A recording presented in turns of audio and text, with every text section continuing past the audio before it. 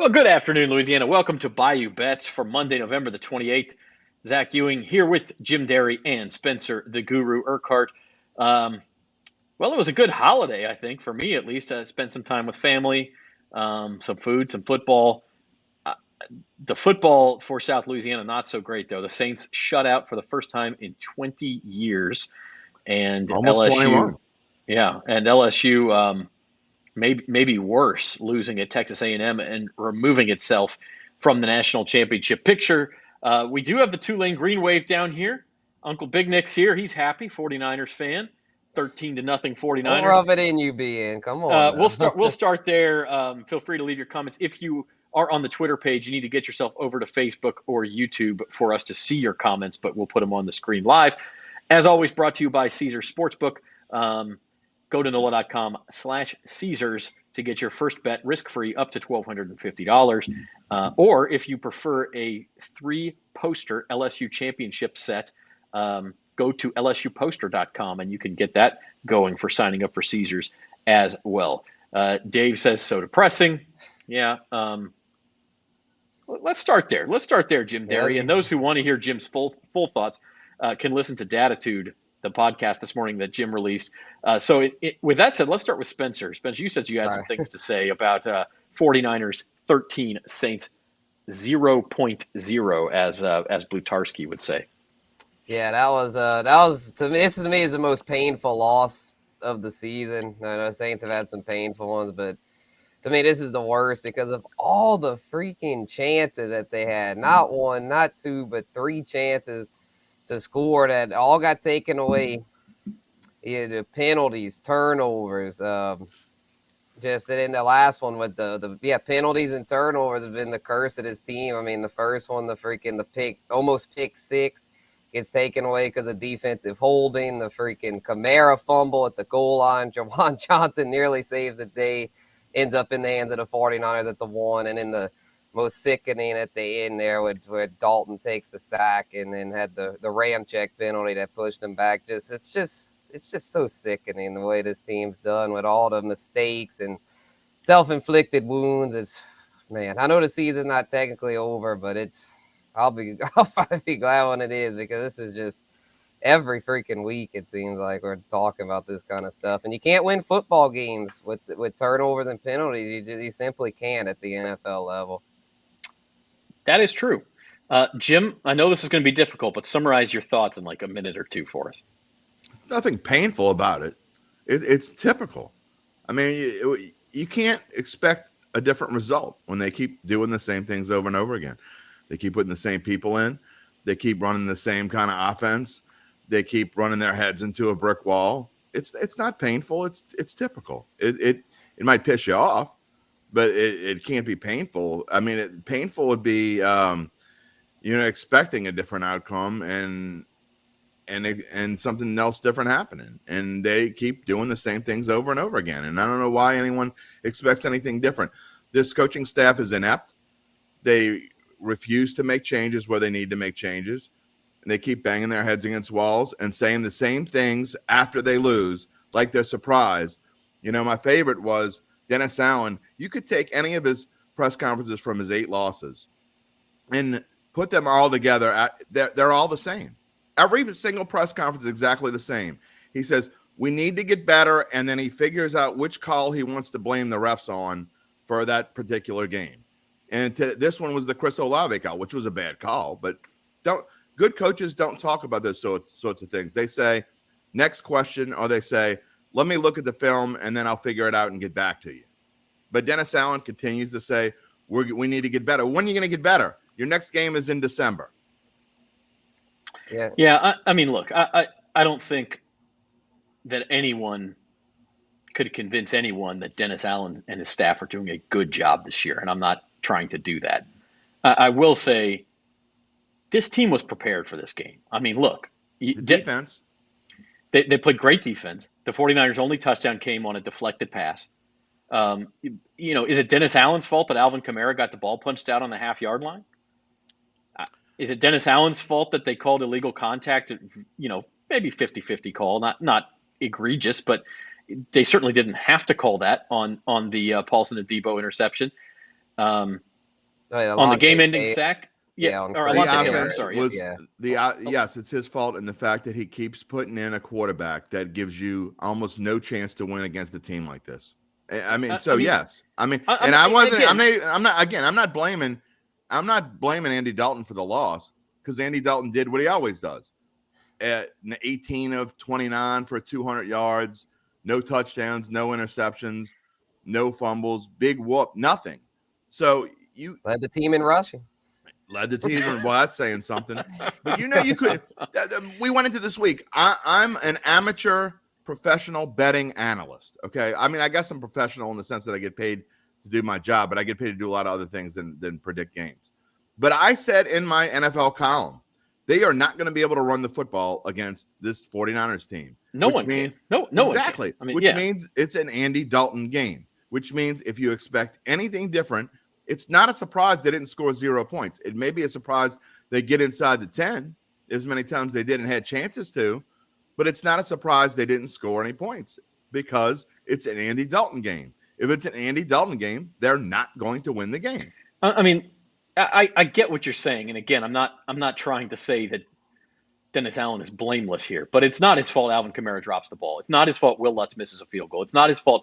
Now, I will say this. Nick Bosa was clearly offside on the game-ending sack. If you go back and look, he was clearly offside. So there were some calls, the Olave one's another one, where I think the Saints will send him into the league office and they'll get their token, oh, yeah, we screwed it up.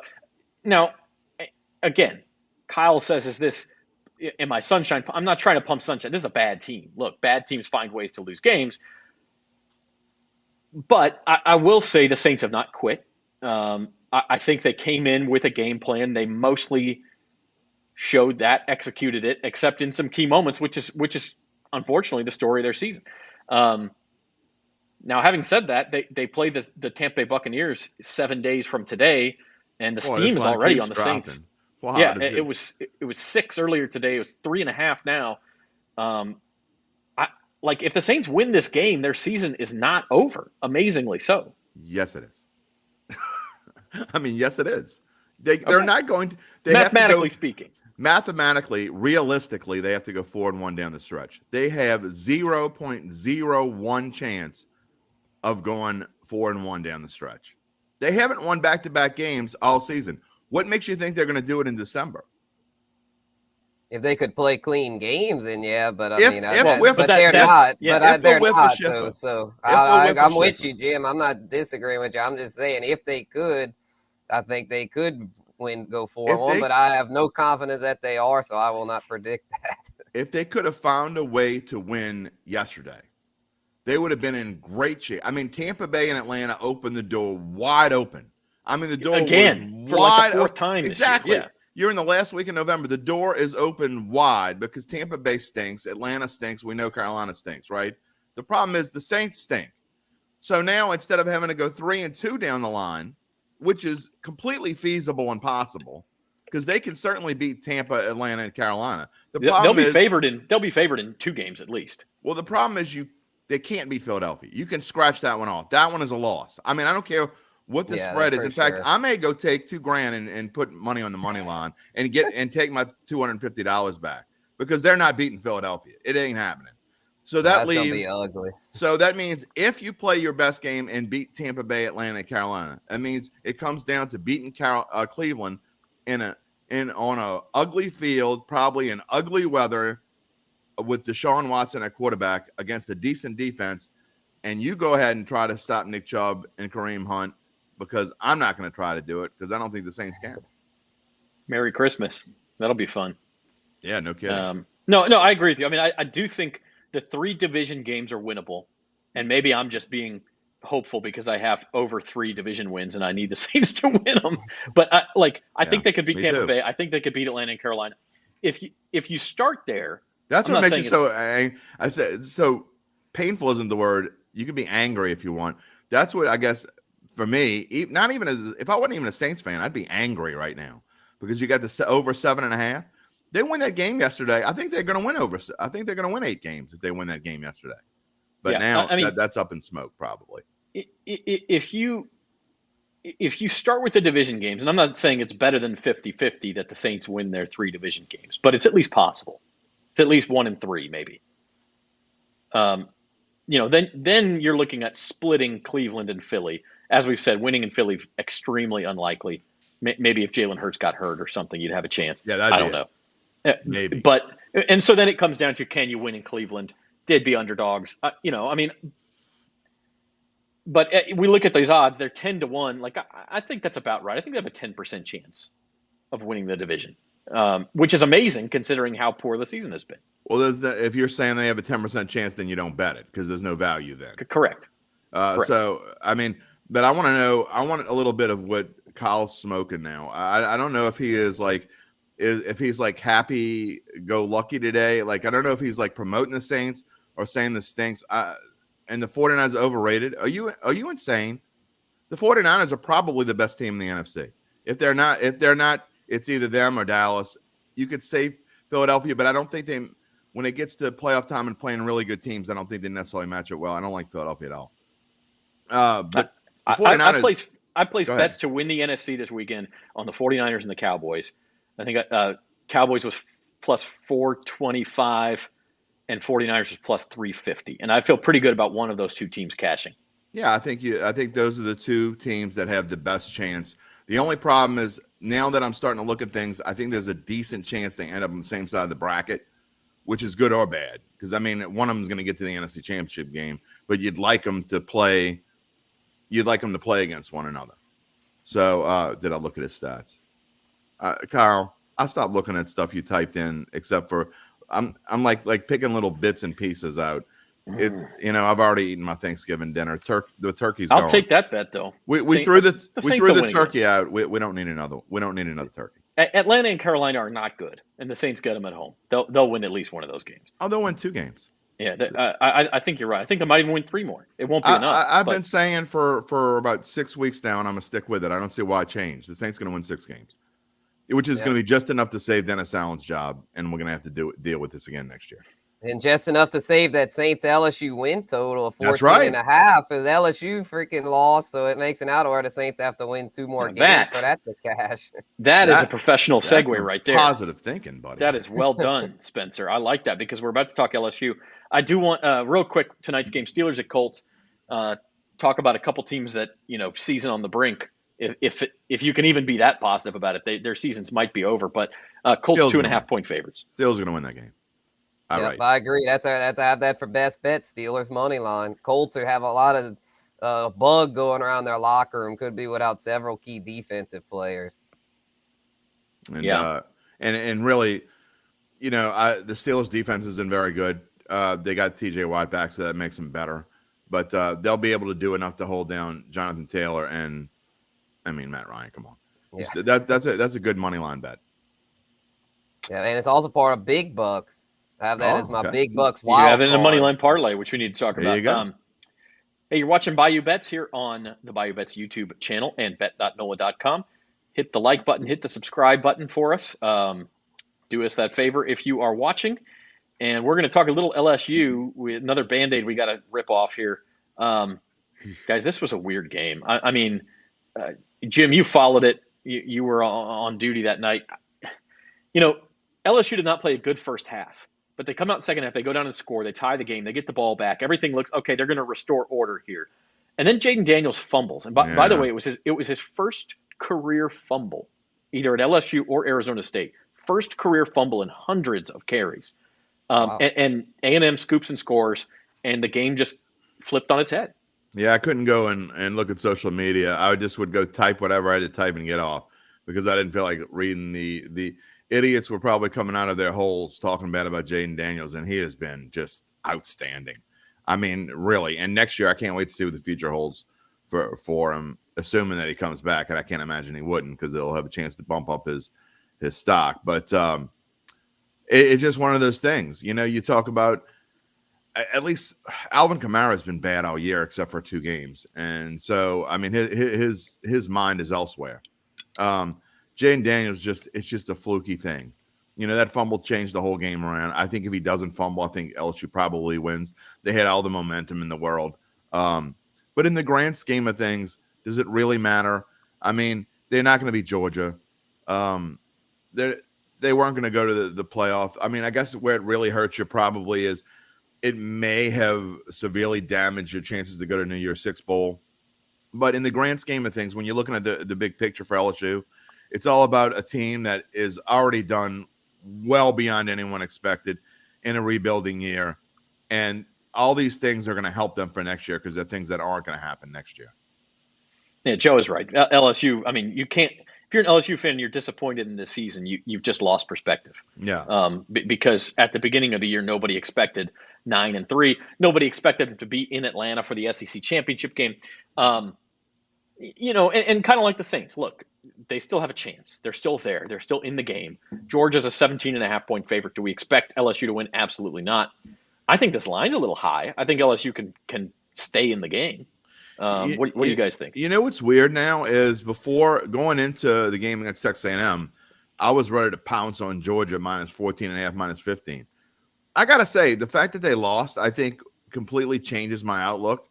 I think they'll be focused. I'm probably not going to touch it because I don't want to bet on LSU. I don't think betting on LSU is a good idea here because LSU could seriously get blown out of the water. Georgia's got a factor of revenge, I guess, to come back. They remember there are players on this team that played in that 2020 or 2019 SEC Championship game. So, and Kirby certainly remembers, and he's looking to give LSU a little thumping. But I think that the game last week, if it does anything, it helps refocus this team, and Brian Kelly can say, see, you're not as good as you. Don't listen to everybody. Don't listen to the outside hype. So I think LSU is going to be focused. I think they'll play okay. I think their best chance to win, oddly enough, even though it's Georgia's kind of game, I think their best chance to win is a lower scoring game, which fits the Georgia's T. But I think in this case, it's LSU's best benefit if it's a 17-10 kind of game. And you know what? I give them as much a chance to win this game as I give the Saints to win the division. No, they actually have better odds than that. Saints are 10-1 to win the division. LSU 6-1 to win this There you game. go. So you get a couple of turnovers, and like you said, you take up some clock, speed up the game a little bit. That shorten the game is what I mean. You have a chance in this game. I agree. And the flip side of that too is Georgia. When LSU was still a playoff contender, Georgia at least had to worry in the back of its head about, okay, if we don't take this seriously, LSU could win and then everybody else wins and all of a sudden we're sweating out Selection Sunday versus now Georgia's in no matter what happens. No matter what happens. Yeah, right. And I don't, it's good. Listen, Kirby Smart's a great coach. I don't think their focus is going to stray, but it could. Certainly, it's more of a possibility than it was a week ago, I think, Spencer.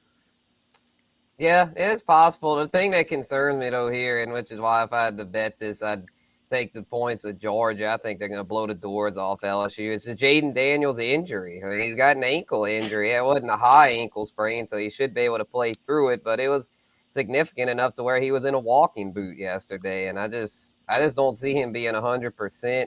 He'll definitely be limited some as a runner, and we know how dangerous he is as a runner. So to me, with him banged up, I don't see LSU coming anywhere close.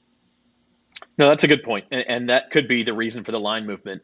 Not to mention LSU didn't play well, but last week this line was 15. Now it's 17.5. So those are factors at play for sure. Well, and this isn't just getting pounded by the Sharps. And I think it was when it was 14.5 and 15. Once it starts moving, Sharps don't play with it anymore. So that's all Mabel money.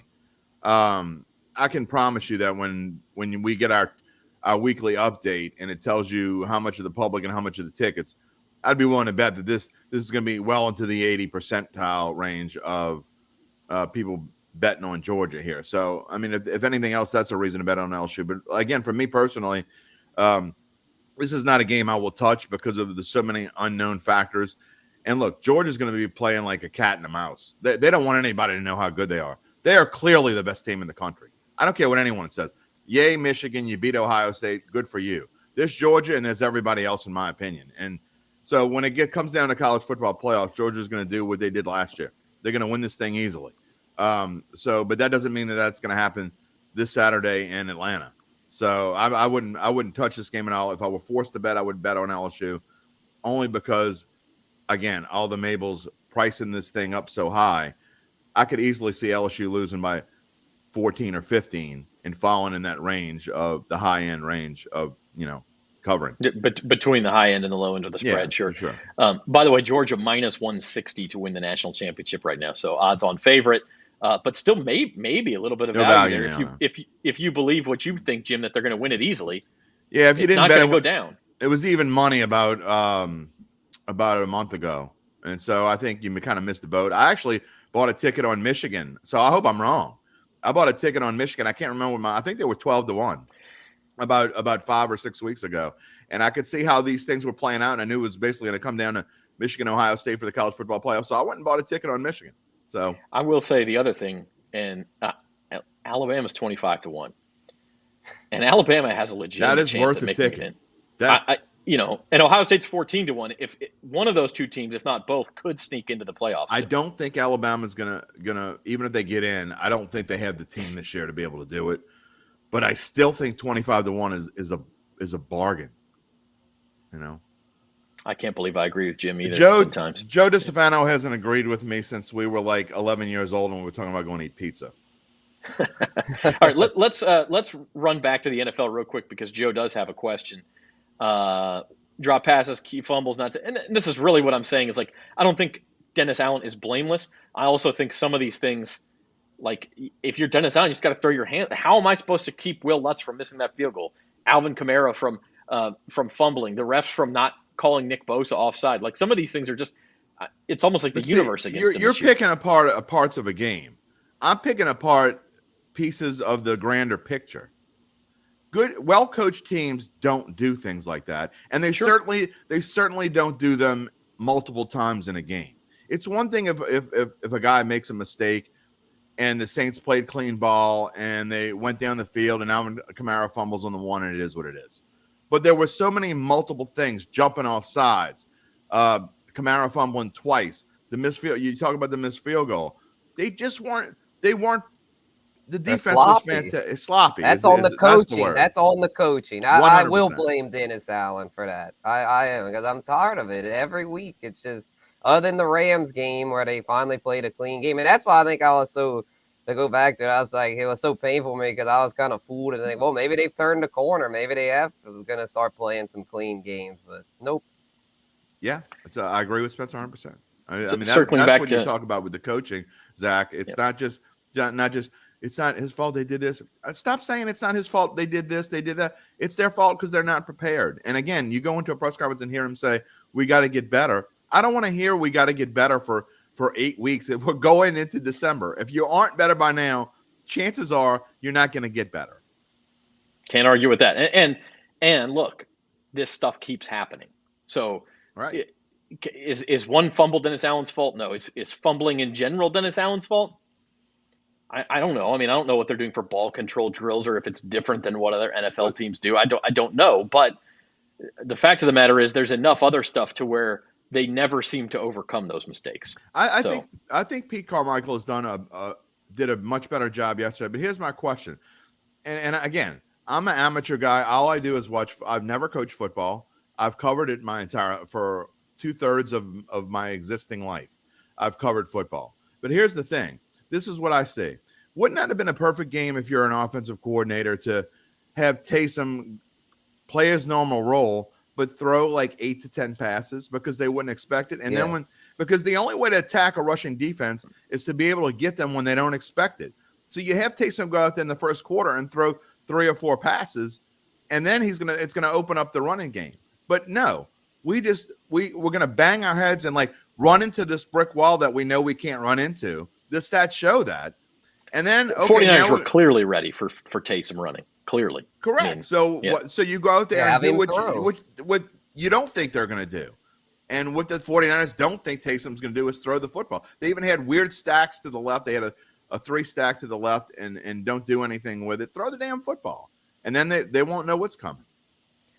Well, guys, you probably know this, but New Orleans does have a team that's playing for a championship this weekend. And that would be the Tulane Green Wave. Tulane Green Wave, baby. At home at Ullman Stadium, 3 o'clock Saturday, same time as the LSU game. Tulane is a field goal favorite here. This is one of the teams the only team they lost to in their conference season was UCF. So a little chance at revenge. UCF, I believe, has a injury at quarterback. This line was actually 3.5 this morning, now 3. And the backdrop of this is that Willie Fritz may or may not be going to Georgia Tech. Go ahead, Spence. You take this. Yeah, I was like, that's, man, the Willie Fritz news, that stinks, man. That's just such a letdown for Tulane. I remember last year with UL, this reminds me with UL and Lafayette with Billy Napier leaving. It was bittersweet. They ended up winning the conference championship, but it just sucked knowing that he was going to be out of there, and he didn't even coach the bowl game. So if Willie Fritz does end up leaving, that's just such a gut punch to where if the UCF QB's out, I mean, then they might still be able to do it. But I feel like with Willie Fritz being most likely a lame duck, I wouldn't touch this with a stick.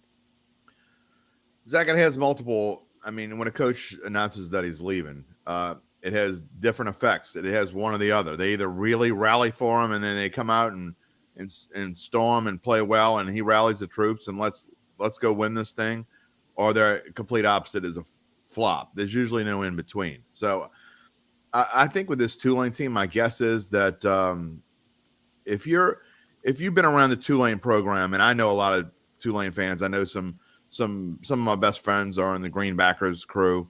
They all knew this was coming at some point. If Willie Fritz ever won with Tulane is not a place you stay.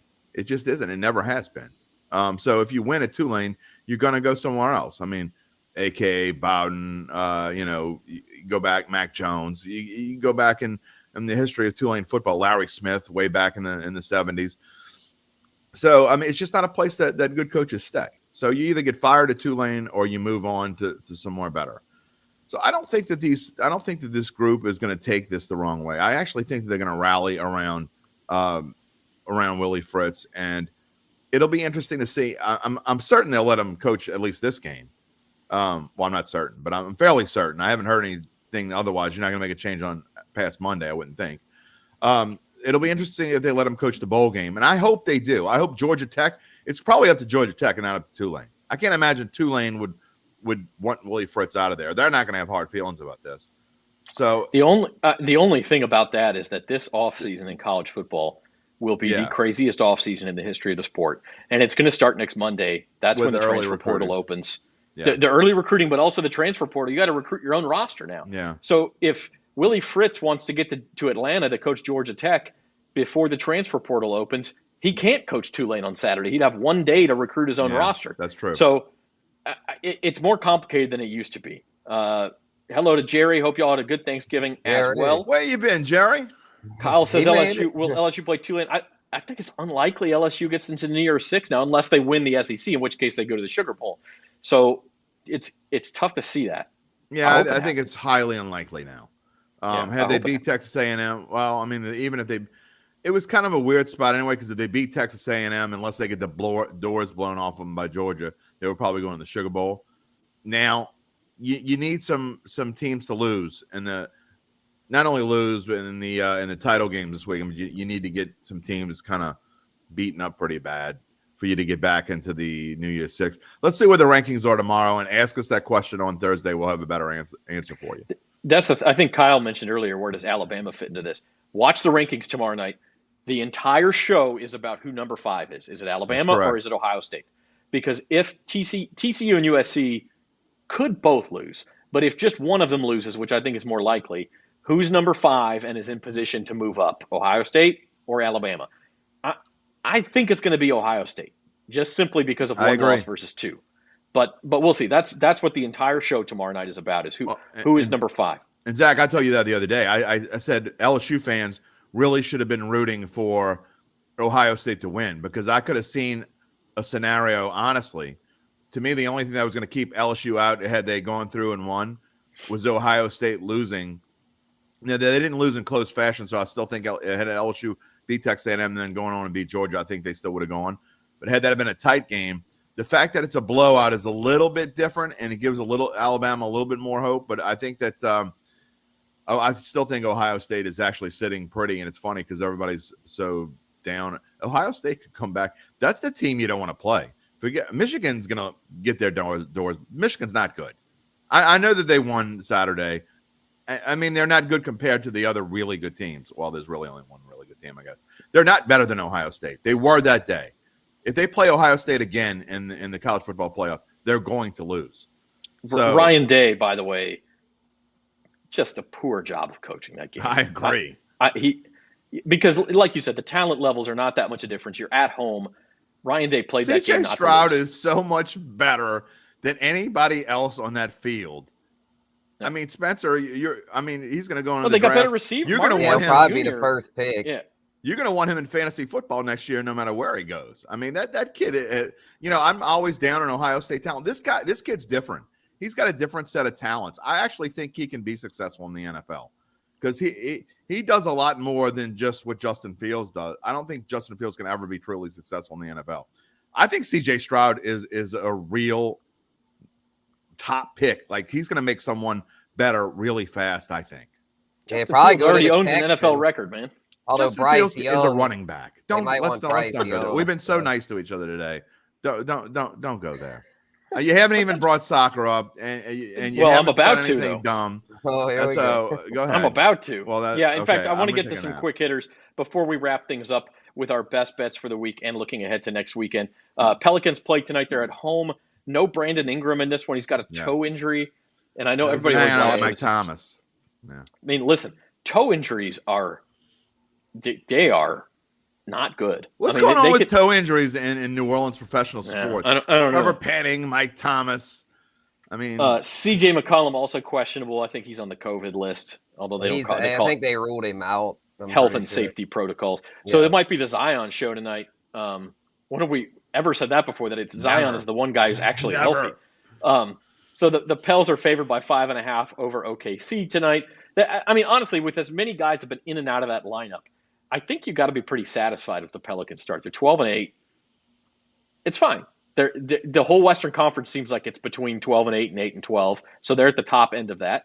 At some point, you presume they'll all get healthy at the same time, and then they can get on a roll. Have you noticed a shift in the NBA to where it's become commonplace they just don't want these guys to play 82 games anymore.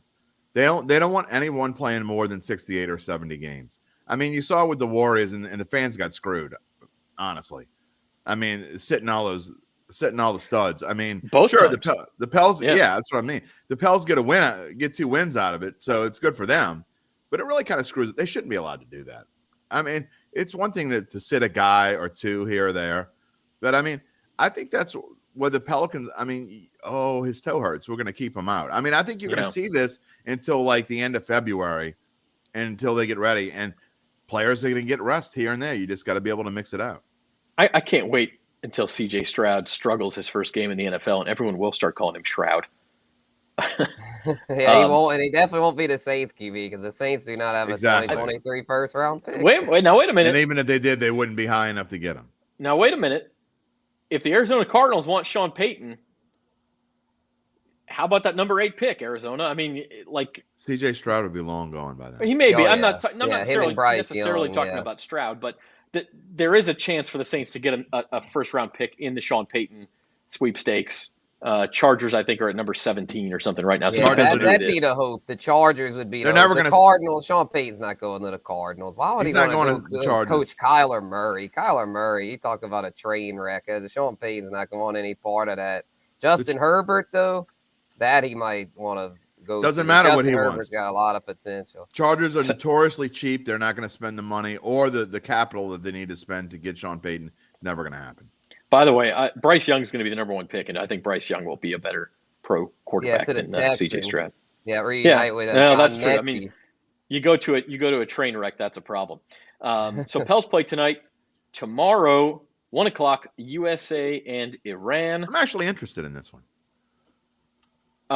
It's very interesting. USA needs to win. They cannot tie. That draw at the bottom plus 230. That's a problem for the USA. They don't bet it. A draw puts Iran in the knockout stage, and the U.S. is left out. They have to win.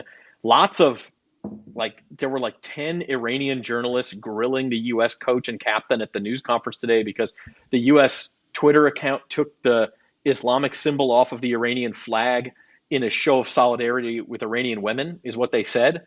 I don't know that taking the religious symbol off was the right move to do that, but the Iranian journalists got just outraged over it. And so all this backdrop, all this political backdrop to this game as well. So very interesting to see. U.S. will have to come out aggressive. Minus 105. The U.S. better score. They've only got one goal in 2 games, so they better score some, Kyle. I have a question about soccer. And I'm Goody. only being kind of facetious here. Okay. Here, you know how I talked the other day about the flops? I'm not. This is kind of kidding aside, semi-kidding aside. All right, so the flops, which makes soccer hard to watch. Okay, I like hockey. So hockey, they beat the crap out of each other, right? But yet, soccer, if you do a little elbow boo-boo or a little, they've got these big pads on their shins. Oh, he kicked him in the shin. Oh, now he's laying on the ground. He needs his mommy. Why can you beat the ever-loving hell out of each other in hockey and nobody has a problem with it? But in soccer, if you kick a guy in the shin, you're out of the game, buddy. Get out of here. Well, now, first of all, hockey players wear more pads than soccer players do. Let's be clear about that. Okay. But no one's. I'm not saying they should get like. I'm not saying they should go out and be able to clothesline them or, do a windmill kick to the face or something like that. It is obviously exaggerated, and part of that is because it works when you exaggerate it. 1 time out of 5, you get the call, and that's what you're going for. The NBA does the same thing. I mean, you see guys flopping all the time because they get the call sometimes, and so they'll keep doing it. But having been cleated by a guy slide tackling at full speed, I've been cleated too. Shin guards don't help too much. It still hurts. I tell you, I played soccer and never touched it again. Once I got out of high school, I'm like, oh, soccer's dead to me. Playing soccer is a lot of fun. Watching it at times can be dull. I agree. But not when playing you got to run 3-4 miles a day in practice and you can't figure out why. I like running. It's okay. Might be the weirdest thing I've ever said. Brazil is your favorite to win the World Cup. They won today over Switzerland, plus 250. Brazil. France, Spain scored a touchdown against Costa Rica earlier, 7-0. I don't know, guys. I kind of feel like maybe a Portugal here to 12-1. I mean, they're scoring goals. They look pretty good. Any other thoughts? How about Uruguay? Ronaldo, baby. Uruguay. Ronaldo plays for Portugal. Oh, Portugal. Whatever. One of that team. Yeah, I saw a little bit of that game. Yeah, Ronaldo. Oh boy. I don't bet on. I told you I made my first soccer bet ever the other day, and I was really. Yeah, and you got a bad beat out of it. Yeah, I had a plus 400 draw, and the winning goal came in the 88th minute. I'm like, this is why I don't watch or bet on soccer. It happens. Why don't they use the empty net in soccer? By the way, I do kind of think. Well, occasionally you'll see, like if the U.S. is tied tomorrow and they get a corner kick in injury time, they'll bring the goalkeeper up all the way to the other end of the field and have him try to get ahead on a ball too, just to get an extra player in the box, because what difference does it make if they give up a goal on the other end? They're out anyway. So you kind of see that. I mean, it'll be interesting. I do think, I hate to say this, I do think there's a little bit of value in the draw in this game, because Iran will play for a draw and they don't have to win. So if they're sitting back playing for a draw, you lose. Now, I will say this: if Wales somehow beats England, which they're playing at the same time, then a draw may not be good enough for Iran, and so they have to be careful with that. But if they're if it's halftime, this game's tied, and England are up on Wales in the other game, then you might see Iran be super conservative in the second half. So Wales isn't going to beat England. I don't know anything about soccer, and I know that Wales isn't going to beat England. That is a definite big brother, little brother situation there. That's not going to happen. Yeah, because I got a question about the Group B, Zach. Like if so, let's just say England beats Wales, which most likely will happen. What happens then in a U.S.-Iran draw? Who moves on? Iran moves on because Iran has 3 points from beating Wales. A victory is 3 points. A tie is only 1 point. So U.S. only has 2 points from 2 ties. Oh, okay. So if they tie, Iran would be on 4 points. USA would be on 3. Iran moves on. The U.S. needs to win. U.S. needs to win. And if they do win and finish second in the group, looks like they'd play Netherlands in the round of 16. But that's to be determined also. Another reason why soccer is stupid, because ties are stupid. There should never, ever, ever be a tie. And that goes to the NFL as well. There shouldn't be. There were ties in college football for 100 years. Right. It was stupid. Ties are dumb. Somebody win the damn game. That is why it used to be that wins in soccer in these situations were 2 points and ties were 1. They changed it to incentivize going for a win. A win is now 3 points. And that's why the U.S., they have to win tomorrow. At least have I don't like the NFL's overtime per se, that it can end in a tie. but at least give them like another 15 minutes, one shot at 15 minutes, and do something. I'm not saying you need to go into like, penalty kick time or whatever, but at least add something to give them a chance. I mean, give them a chance not to end in a tie. I am surprised, speaking of that the NFL, since it changed the rules for overtime, 4 years ago, that there haven't been more ties. Yeah, because it's only 10 minutes. And if both teams get a chance to kick a field goal, like that 10 minutes is mostly gone at that point. Came pretty close to a tie in Tampa Bay, Cleveland yesterday. And what was it? Patriots, Packers earlier this year was almost a tie. Raiders, Seahawks yesterday. If Josh Jacobs doesn't bust that 85-yard run, the Raiders were all the way back in their own end with only about 3.5 minutes left. That easily could have been a tie as well. So I'm surprised there haven't been more, but we'll see. We'll see what happens. Big Bucks, speaking of Jim, dun, dun, dun, dun. Yeah, you had some bad beats in soccer, but everything else working out for you, buddy. Well, I had that one really bad week last week, and I knew I was going to shake it off. I spent extra time. There was no way I was going to have back-to-back weeks like I had last week because it was brutal. It was brutal. But that one on there really bothers me because I'm an idiot. I mean, I can't believe I allowed myself to take Houston again. I mean, and the funny thing is, after I did it, like the next morning, I'm like, "What the hell am I thinking?" They almost backdoored it for you. They really did, and which would have made it interesting. But I'm like, "What was I thinking?" I really don't know what I was thinking. That was a huge mistake. I did get the huge teaser. I've upped my unit in real life, so I had a really good weekend with Mr. Caesar. I don't have the dunce cap today, but you know what? You know why I deserve the dunce cap is because my best pick of the entire weekend, by far, was Tennessee. Then you didn't put on any card. And I didn't put it on. That's the best pick you actually made all year. That was a no-brainer. In the Ohio State Northwestern game where it was like 40-mile-an-hour winds. I won money. You got me with that. I won money with that. And part of it is like the timing of this. We picked these on Thursday morning. I got a lot of other stuff going on. I'm just, I like these games and this game. And I'm right. And then I think about it the next day, and I'm going, I love Tennessee minus 14. That was the easiest bet of the college. That line should be double that.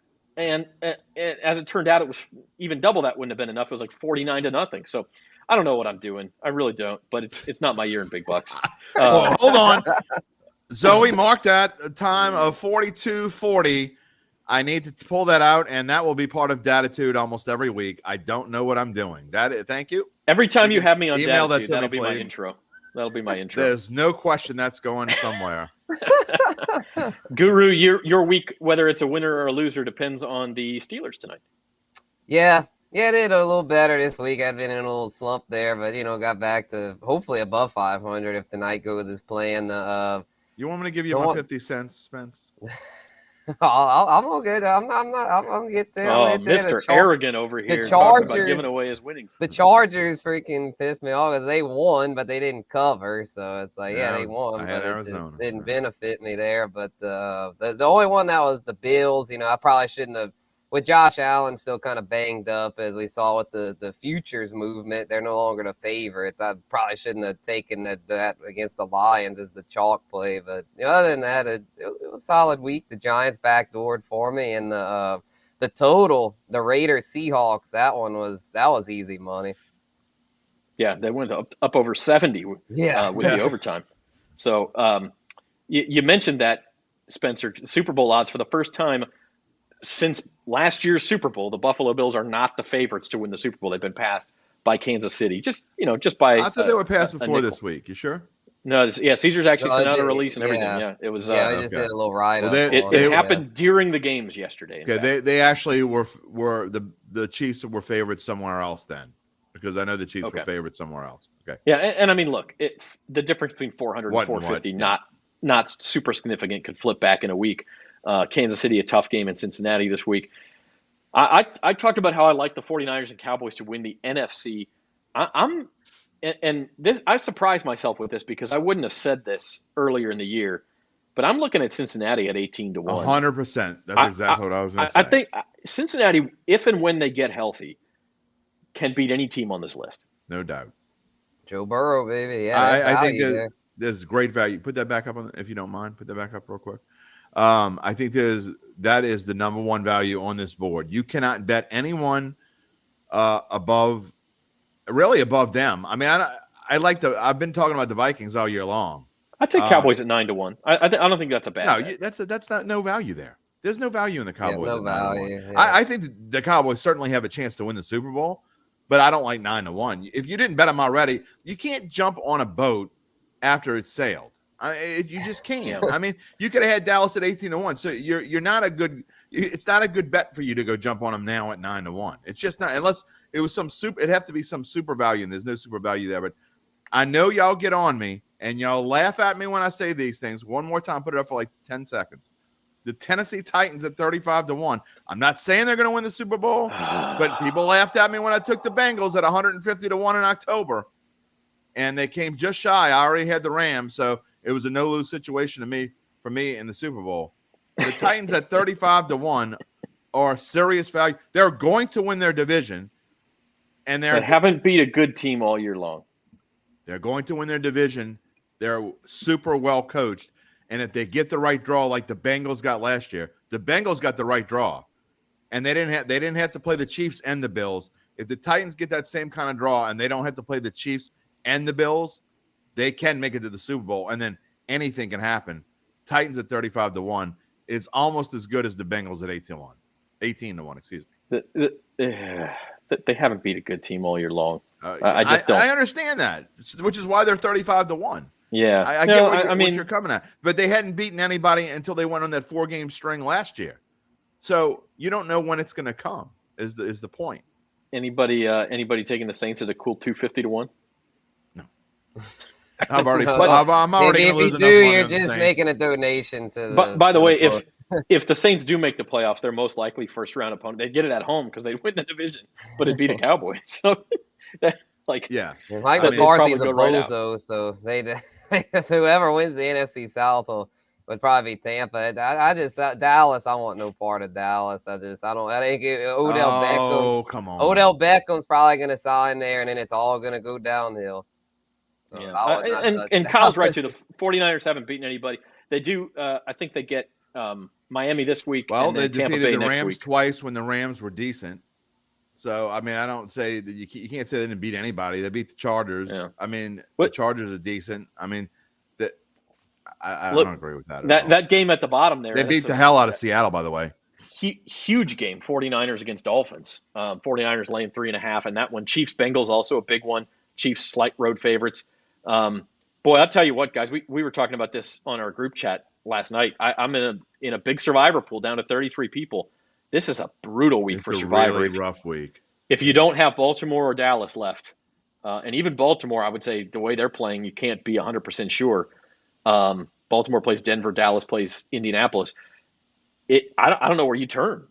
I'm looking more towards Minnesota. And look, we need to start blocking Kyle. The Rams are decent. They were in the first half of the season. They were pretty darn good. And then Stafford got hurt. And so, I mean, did people how short are memory? I just want to know memory spans. Do they only this is why Las Vegas wins so much money, because people don't remember beyond like 3 days ago. They can't remember anything that was before 3 days. This is the same guy who said that the Saints were going to be 15-2. Kyle, I will never block you, because the one thing I like more than reactions are overreactions. Good and God.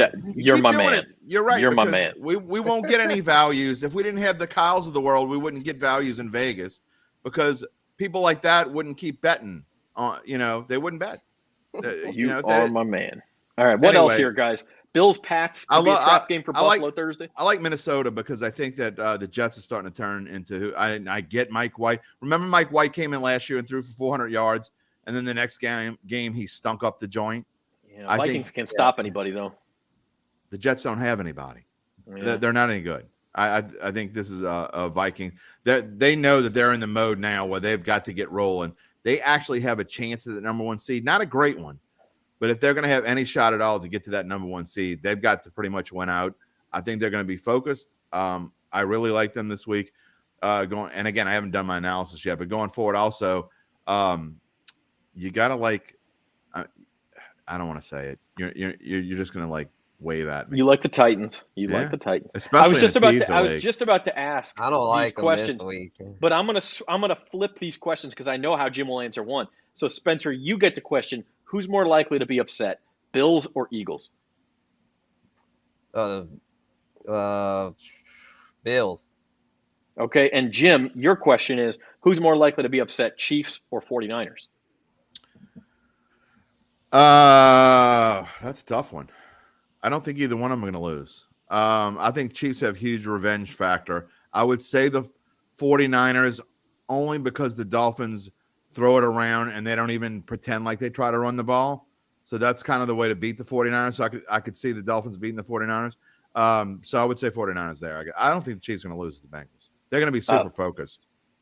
By the way, we talked about the Monday night game next week is Saints-Bucks. If the Saints should happen to win that game, the Falcons end up in first place if they beat Pittsburgh. But they're not. You don't think they're beating Pittsburgh? Nope. I think short week for Pittsburgh. I think Pittsburgh's going on a little mini roll here. I'm done with him. I'm not reacting. I'm not even reacting to him anymore. I will say the Broncos beating the 49ers is, looking back on it, it's like weird. I mean, the Bears was a weird weather game. Well, it was a monsoon. Yeah. And Trey Lance was playing there. Falcons is weird, granted, but the 49ers had some injuries. The game was in Atlanta. Like the Denver one was weird. Here's what you need to look at. Here's what you need to look at. And whenever you talk about a championship type team, you can throw the first half of the season out of the window. It means absolutely nothing. I don't care what they did the first half of the season. I get that they haven't beat great teams, but they have allowed 0, 10, 16, and 14. It's about their defense. They have the number one defense in the NFL. That's not changing anytime soon. When you have the number one defense in the NFL, you match up well with anybody as long as you have a decent quarterback, and that's what they have. They don't have a great quarterback, but they have a decent quarterback, and they have Christian McCaffrey. That defense is phenomenal. It has nothing to do with what I saw yesterday. I'm super interested. Nick and Kyle are arguing about Miami, San Francisco. I'm super interested to see how Tua and that offense do against the best defense they've played all year. Yeah, I won't bet on that. That won't be my best bets, but Miami matches up well. Because Miami's got a great offense, but San Francisco might have the best defense in the NFL. College football, unfortunately, I do not find this to be a very intriguing championship week. The games at the top are probably your best games and the most meaningful ones. Can USC get into the playoff? Can TCU get into the playoff? They're both short favorites. Shout out to Southern, by the way, making the SWAC championship again. They won the Bayou Classic in New Orleans on Saturday. But they got to face Deion. Now, the only thing I'll say is Deion's got 1 foot out the door. He wants to go to Colorado. So could yeah, Zoe's happy. She's going to get Deion at her school. But could Jackson State's focus wane a little bit? Probably not enough. Anything else? Michigan only minus 16. My question is, does anyone care one rat's patoot about Clemson, North Carolina, or Purdue, Michigan? The only good game that's it. The only good game to me, and TCU, Kansas State. Okay, big whoop. I mean, yeah, you'll kind of be watching to see if TCU swits a bit. I'll put it on a little bit. But to me, the only interesting game, the only really intriguing game is Utah USC, which I think is high. I think USC wishes Washington would have lost the other night. They would much rather play Oregon, I believe, than play Utah, because Utah is a team you just don't want to play. Yeah, and that's their one loss. I mean, it does give them a chance to avenge their one loss, and so maybe then, if they win, they're going to get in the playoff anyway. But it strengthens their resume a little bit. Could they get a 3 seed over TCU? Then I don't know. Doesn't matter. Well, they avoid Georgia. Avoid Georgia. Yeah, you avoid Georgia. That's the big thing. The answer to your question is: anybody care about the ACC or the Big Ten or the Mountain West game or anything? If you bet on it, you do. That's how you end up caring about a game. I can tell you what, Michigan fans should be more. They can forget about their game. They should be more interested in USC and TCU because they want both of those teams to win. They do not want to play. I mean, now they might put Alabama against Georgia if that were the case. They may not move Alabama up to 3. But I can tell you right now, Michigan doesn't want to have to play Alabama and Georgia to win a national championship. Can you imagine if you're Georgia and you think you finally got rid of Alabama for the year? Oh, I don't think they care. Everybody loses and Alabama pops back into the spot. Oh, I guarantee you they'd rather play TCU than Alabama. Well, of course you would, but I think in the grand scheme of things, I think their heads are probably bigger than the screen of all 3 of our heads. I don't think they care. But I just want to point out that Jim's head's the biggest right now on the screen. Yes, it is. I mean, I can even get even bigger. I just want. Listen, man, this is a family show. Hey, I didn't say anything nasty. Surprisingly, I kind of did on Big Nick and Kyle disagree on something. I tend to lean with Uncle Big Nick there. I think Michigan will have a little bit of a letdown. I fell for that last year. I fell for that last year in the Big Ten. Against Iowa, I'm not falling for that again. Yeah, 16 maybe not enough for me. I'm not falling for that again. If it was 21, 22, maybe I'd bite, but 16. I mean, all I can think of is Drew Brees going, Drew Brees, Boilermaker. I mean, that's the only thing good about Purdue. All right, we will be back Thursday at 4 o'clock. Bayou Bets. We'll preview the weekend. Hopefully, we'll have another USA World Cup game to talk about, boys?